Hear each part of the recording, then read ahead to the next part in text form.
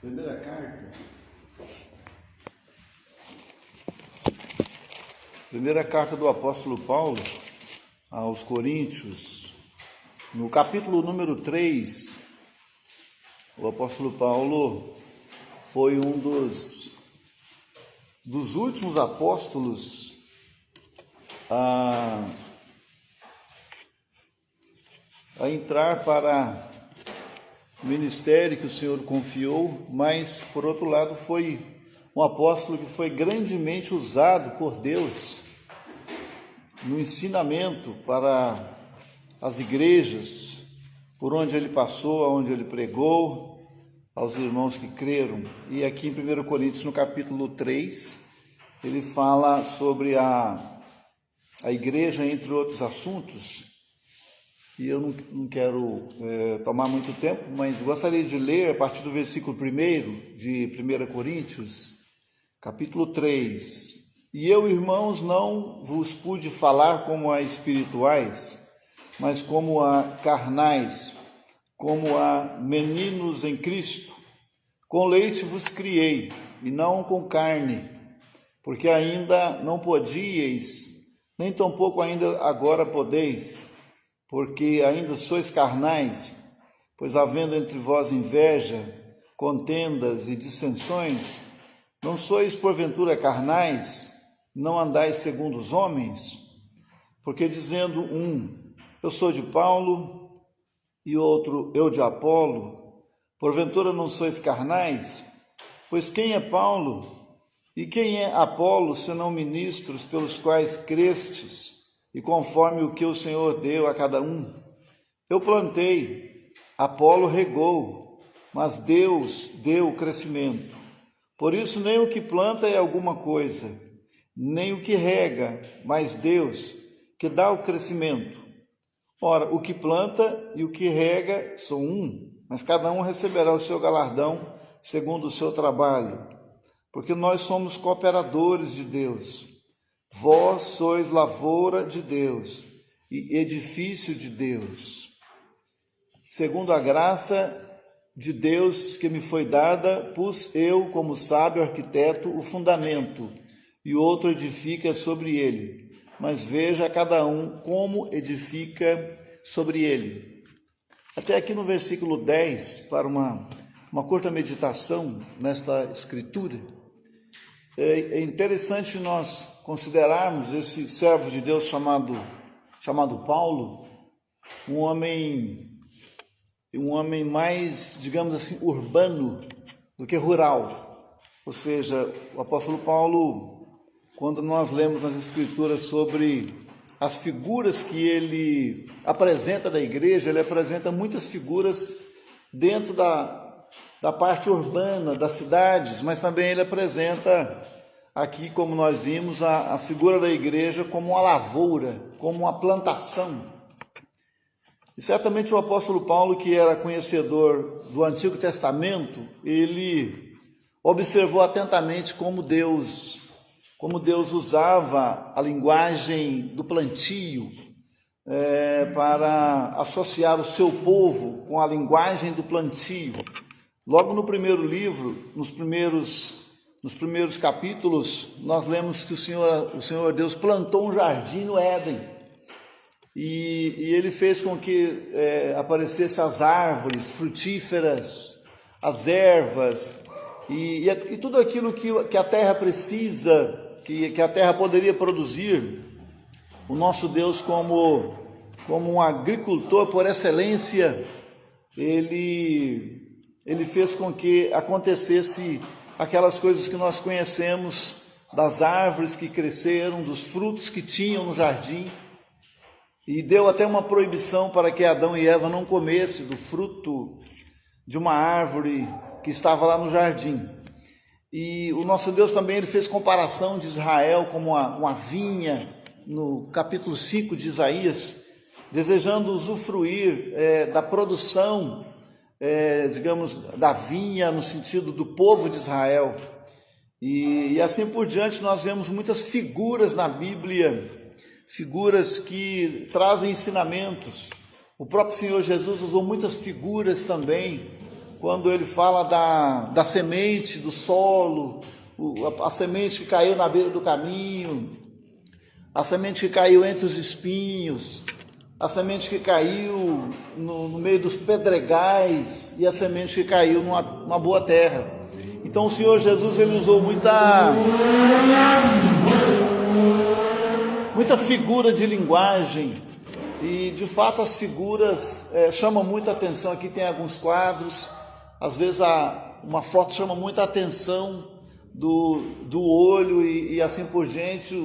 O nosso cérebro, ele vai armazenando essas figuras e ele vai tirando as suas conclusões. Então o Senhor Jesus, ele usou muita linguagem de figura, e o apóstolo Paulo também, aqui falando da igreja em Corinto, uma das coisas que ele fala é que a igreja era uma lavoura, ela era uma plantação, no versículo 9. Vós sois lavoura de Deus e edifício de Deus. Então Paulo usa essa linguagem da lavoura, da plantação, e de fato o apóstolo Paulo, ele trabalhou muito em Corinto. Ele trabalhou 18 meses, no capítulo 18 de Atos, do versículo 1 até o 18, nós lemos que o apóstolo Paulo ficou lá 18 meses, pregando a palavra lá em Corinto, ensinando, aproveitando aquelas oportunidades para levar a semente da palavra de Deus para os coríntios, que era, digamos assim, era um solo, era uma terra, comparando os coríntios como um solo, como uma terra. E aquela igreja se formou através de pessoas que creram, e agora nessa carta o apóstolo Paulo está escrevendo, está corrigindo alguns comportamentos que eles demonstraram. Logo no início do capítulo, ele entende que esses irmãos, eles são comparados como meninos em Cristo, meninos que não tinham se desenvolvido, ou que ainda carregava muito da meninice com eles. E então Paulo diz no versículo 2: com leite vos criei, e não com carne, porque ainda não podíeis, nem tampouco ainda agora podeis. Outra coisa que o apóstolo Paulo ele está corrigindo aqui nos coríntios é aquela preferência que alguns estavam tendo. Uns diziam que era de Paulo, outros diziam que era de Apolo. Então Paulo disse no versículo 4, porque dizendo um eu sou de Paulo e o outro eu de Apolo, porventura não sois carnais? Pois quem é Paulo e quem é Apolo, senão ministros pelos quais crestes, e conforme o que o Senhor deu a cada um. Então o que Paulo estava querendo dizer? Nem eu nem Apolo somos alguma coisa. Ele diz: quem é Paulo e quem é Apolo? Então estava havendo entre os coríntios uma espécie de facção religiosa, vamos assim dizer, um tendo desejo de admiração para com um e o outro para com o outro. E esses dois servos de Deus, eles foram apenas cooperadores, como o próprio apóstolo Paulo se denomina no versículo 9, nós somos cooperadores. De fato, o Apolo cooperou muito, mas quem preparou o solo foi o próprio Deus. Foi o nosso Deus que preparou esse terreno para que o apóstolo Paulo fosse e jogasse a semente do evangelho. Às vezes, por aí afora, a gente ouve muitas pessoas dizendo: tem aquela igreja lá, a minha igreja. Ou às vezes muito se ouve no meio denominacional, homens denominam-se os donos daquela igreja, são minhas ovelhas, a minha igreja é assim e assim por diante. E quando a gente olha para a palavra de Deus aqui, a gente vê tão claramente o apóstolo Paulo dizendo que os coríntios, eles eram lavoura de Deus, não eram dele, nem de Paulo, nem de Apolo, nem de qualquer outro, era uma lavoura de Deus. E o que é muito interessante considerar aqui é que Deus, ele usou cooperadores. Deus Deus tinha uma lavoura e ele usou cooperadores para trabalhar nessa lavoura. É muito interessante que Deus queira usar homens e mulheres para cooperar na sua obra, como Paulo está dizendo aqui no versículo 9. Nós somos cooperadores de Deus. Vós sois a lavoura de Deus, nós somos cooperadores dessa lavoura. É muito confortador que isso tenha saído da boca do apóstolo Paulo em favor dos coríntios, apesar do que o apóstolo Paulo fala no início do capítulo, da meninice deles, ou das invejas, das contendas. Mesmo assim, apesar dessa fraqueza que eles demonstravam, dessas fragilidades que eles demonstravam ter, eles eram uma lavoura de Deus. Não eram perfeitos, como igreja nenhuma é perfeita aqui na terra, mas esses irmãos foram denominados como uma lavoura de Deus. E o que Paulo está querendo que esses irmãos entendam é que quem deu o crescimento nessa lavoura foi Deus, não foi ele, Paulo, nem o Apolo. Nenhum dos dois foram responsáveis pelo crescimento, a não ser só para cooperar mesmo. Mais tarde o apóstolo Paulo vai chamar também o Epafrodito, em Filipenses 2, também de cooperador. Então a obra de Deus, ela precisa de cooperadores, precisa de pessoas que queiram cooperar e que entendam que é importante cooperar, entendam que cada um recebeu um dom, como nós temos estudado com a Suzana, né, sobre alguns dons que têm sido enfatizados nos últimos estudos pelo irmão. E de fato, cada irmão e cada irmã, uma vez salvo, recebe um dom da parte de Deus, para que use esse dom para cooperar, digamos assim, nessa lavoura que é a igreja de Deus ou o edifício de Deus. E às vezes a gente não tem ideia, de fato nós não temos ideia exata, como Paulo disse aqui, que ele e o Apolo eram um cooperador. Nem sempre temos ideia do quanto alguns irmãos cooperam, mesmo no silêncio, mesmo no anonimato. Eu me lembro que quando eu morava lá na Penha do Capim, tinha uma senhora, ela uma das primeiras a chegar na reunião, e ela chegava meia hora antes de começar a reunião. E sabe o que ela fazia nessa meia hora? Orava. Ela sentava-se lá num dos bancos e ela ficava orando em silêncio, meia hora antes de começar todas as reuniões. E às vezes a gente voltava de algum compromisso e ela falava assim: eu não fui lá, mas eu orei pelo irmão. Então eu achava aquilo muito interessante, uma forma de estímulo.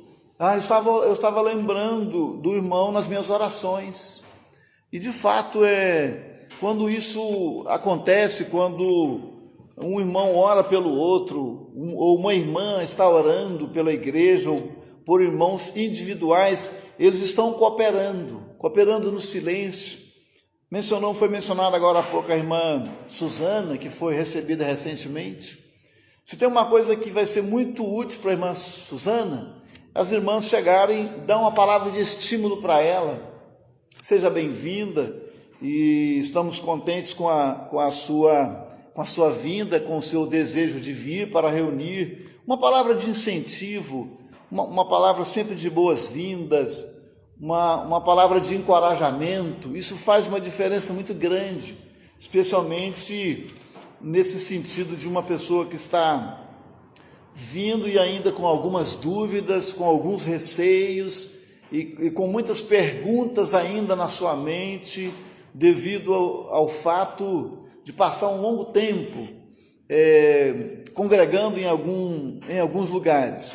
Então, quando nós pensamos aqui numa lavoura, a gente pensa no trabalho que uma lavoura dá. E ninguém planta uma lavoura só para enfeite. No quintal dos irmãos ali, no quintal do seu Enoque, tem algumas plantações, é jabuticaba aquela plantinha. Ela está lá aparecendo tantas frutinhas e com certeza os irmãos ficam naquela expectativa daquela fruta amadurecer, crescer e se tornar útil para ser usufruída, para ser o alimento. Então, quando nós pensamos em lavoura, eu já fui lavrador, sou Enoque, bom Hamilton, os demais aqui, embora talvez não tenham sido especificamente, mas têm conhecimento. A gente não tem ideia exata do trabalho que dá uma lavoura, mas quem já foi lavrador sabe o que é isso. O terreno tem que ser preparado, a terra tem que ser cortada, e às vezes chamam de a terra tem que ser tombada, a terra tem que ser gradeada para cortar os torrões, aquelas pelotas de terra que ficam muito duras. Se a semente cair debaixo de um torrão daquele, ela não vai em frente, ela não vai conseguir rachar aquela terra. Então a terra tem que ser preparada, e depois que a semente é jogada ali, tem que ter o trabalho do regador, esse trabalho que o Apolo fazia. Às vezes o plantador, ele faz o trabalho com um dia, mas o regador, o que cuida, ele passa meses. Às vezes ele passa anos, porque aquela planta, dependendo da planta, ela vai dar fruto nesse ano, no próximo ano, no próximo ano, no próximo ano, dependendo da planta, e assim por diante. E cada plantação da lavoura depende de cuidados específicos. Aquela, por exemplo, a jabuticaba dá no tronco e nos galhos mais grossos, mas a maçã já dá em galhos mais finos, e a melancia já dá em cima do solo, a beterraba e a cenoura, a mandioca, a batata é dentro do solo. Então cada uma dessas plantações que fazem parte de uma lavoura, elas têm características diferentes, elas têm sabores diferentes, elas têm tempo diferente para produzir, e cada um depende de cuidados às vezes mais especiais. A Igreja de Deus, ela é uma lavoura cheia de plantações mais novas, plantação sensível, plantação mais resistente, que resiste mais ao sol, resiste à chuva, resiste o vento, resiste o frio. Mas tem plantas que são mais fraquinhas. Então cada planta precisa de uma habilidade, num certo sentido, do lavrador, daquele que está cuidando da plantação. A Igreja de Deus também ela é formada de homens e mulheres, às vezes de estruturas diferentes, embora todos sejam lavouras de Deus, mas às vezes a estrutura individual é um pouquinho diferente da outra, e uns mais resistentes, outros menos resistentes, uns não aguentam muito vento, outros resistem ao vento, e assim por diante. Mas o interessante é que o apóstolo Paulo disse que nós somos cooperadores dessa lavoura de Deus. Então existe realmente muito trabalho para cada um fazer na Igreja de Deus, como uma palavra, um incentivo, um conselho, um puxãozinho de orelha com amor e com sensibilidade. Tudo isso faz parte desse trabalho que o nosso Deus deseja que a sua lavoura tenha e os frutos que a sua lavoura possa produzir. Então devemos lembrar que uma lavoura não é para enfeite, mas é para produzir frutos. E é para produzir fruto para o seu dono. A gente, na época que foi lavrador, ficava na expectativa de colher aquela plantação que tinha sido feita, e às vezes a gente chegava lá antes do sol nascer, e muitas vezes a gente saía de lá na hora que o sol já tinha ido embora, porque sabia que tinha que fazer alguma coisa e que tinha que ser naquele dia ou naquela semana, porque se passasse daquela semana e não tivesse uma água que chegasse no pé daquela plantação, ela não ia produzir o fruto esperado. Então, às vezes nós vamos no mercado e tem o pacote de arroz fechadinho, o pacote de feijão, o pacote de farinha, o pacote de milho para fazer a pipoca, mas nós não temos ideia do trabalho que foi do lavrador para chegar naquele ponto. É claro que a tecnologia tem avançado muito, mas antigamente era tudo na mão, tudo feito, a plantação na mão, e quem está trabalhando lá na lavoura, tem que ter alguém que leve a comida na hora certa, a provisão para sustentar aquele que está trabalhando. Então tudo isso faz parte. Eu me lembro que eu já fiz isso também, quando eu era menino, eu ainda não tinha muita estrutura para trabalhar, mas eu levava as marmitas de comidas para aqueles companheiros, 4, 5 ou 6, e eles ficavam numa expectativa muito grande quando a gente chegava com a marmita. Eles já paravam logo e já vinham comer aquela comida o mais rápido possível. Então uma lavoura, ela tem muito trabalho, precisa desse apoio, precisa desse incentivo, precisa de suprimentos também, aqueles que trabalham na lavoura, porque se não tiver suprimento não tem força para trabalhar, não tem estrutura física para aguentar um dia inteiro de serviço, dependendo do serviço que estiver sendo feito. Então a lavoura de Deus, ela tem trabalho para muita gente, ela tem trabalho para todos.